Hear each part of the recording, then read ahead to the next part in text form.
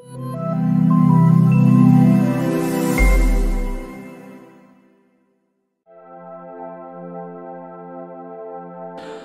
dostlar, sizler Baybilim kanalındasыздар. Кызыктуу жана билимге тиешелүү видеолорду өткөрүп жибербөө үчүн каналга катталып коюңуздар. Бул чыгарылышта биз сиздерге Эверест чокусу жөнүндө айтып беребиз. Бул чоку аябай бийик жана суук болгондуктан ага баарынын чыгууга эржирөктүүлүгү жете бербейт. Дүйнөдө миллиарддаган адамдар жашайт. Бирок алардын ичинен 10 миңдей киши Эверест чокусуна чыгууга батынган. Алардын ичинен 251 киши альпинист болушкан. Дүйнөдө миллиондогон кыргыз болсо, алардын ичинен бир кыргыз тагырагы Эдуард Кубатов бул чокуну багындырды. Бирок эмнегедир мен үчүн анын эмгегине баары жеңил карагандай болду. Учурдан пайдаланып, Эдуард Кубатовду ийгилиги менен куттуктап кетемин.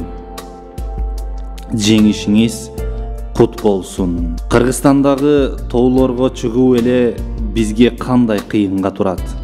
Ал эми Эверестке чыгуучу чынында баарынын колунан келе бербейт.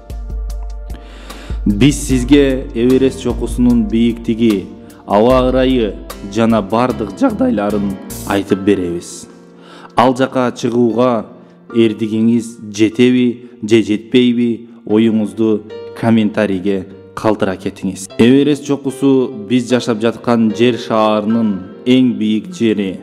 Ал деңиз деңгээлинен 8848 метр бийиктикте жайгашкан. Бул чокуга эң биринчилерден болуп 1953 жылы 29 майда 2 киши чыккан. Эверест чокусуна чыгууну каалагандар эң биринчи артка кайтпоого даяр болушу керек. Себеби ал жакта өлүп калуу коркунучу 100% бар. Ал жака чыгуу үчүн кислород болушу зарыл. Адам Эверестке көтөрүлгөн сайын дем алуусу начарлап кысыла баштайт. Мээ шишип же өпкө көөп кетиши да толук мүмкүн. Мындан башка дагы толтурак коркунучтар бар.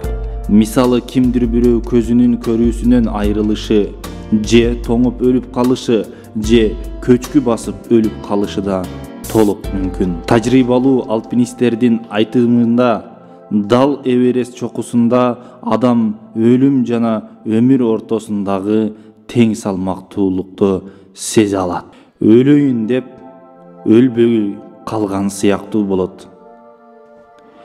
Ал жакта организм башкача иштей баштайт. Жытты башкача кабыл алат. Өңдөрдү башкача көрөт. Эверест чокусу эчендеген адамдардын өмүрүн алган. Көптөгөн альпинисттер өздөрүнүн досторун, сөөктөрүн тоңуп калган абалда таштап келишкен. Кандай гана өкүнүчтүү. Ал жактан адамдын сөөгүн алып түшүү да мүмкүн эмес. Учуп же өлүп бараткан шеригине да жардам берүү мүмкүн эмес. Себеби жардам берсеңиз өзүңүз өлөсүз.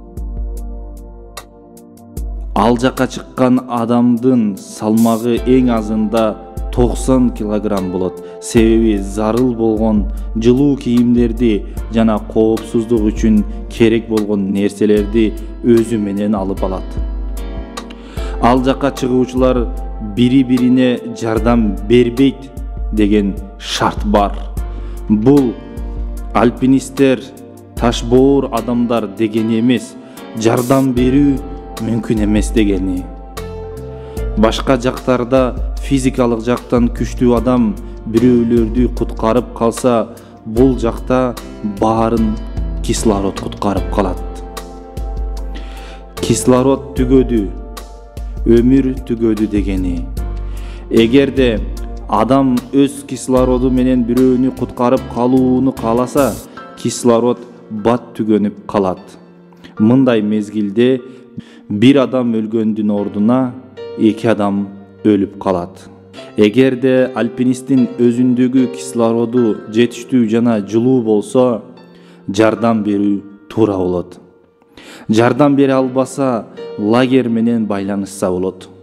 Андан сырткары өлгөн адамдардын сөөктөрү климатка байланыштуу бат эле музга айланып кетет. Сөөктү жерге түшүрөм десе, аябай көп убакыт кетет. Эч бир альпинист жарым жолдон кайтуу үчүн ал жака барбайт.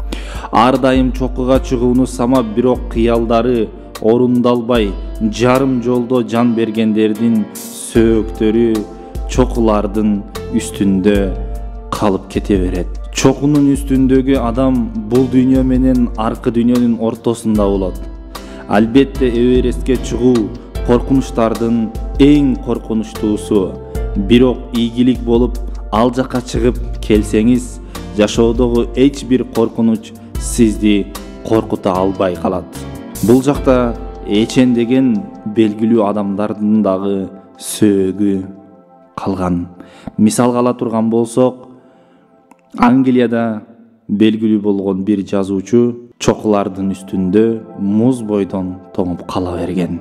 Ошол жака чыгып, кайра кайтпай калган. Достор, чыгууга батына аласызбы же жокпу? Комментарий сөзсүз калтырыңыз. Дагы башка чыгарылыштарды өткөрүп жибербөө үчүн лайк басып, каналга катталыңыздар. Сиздер менен Байбилим медиа каналы болду. Кийинки чыгарылыштардан жолукканга чейин саламатта туруңуздар.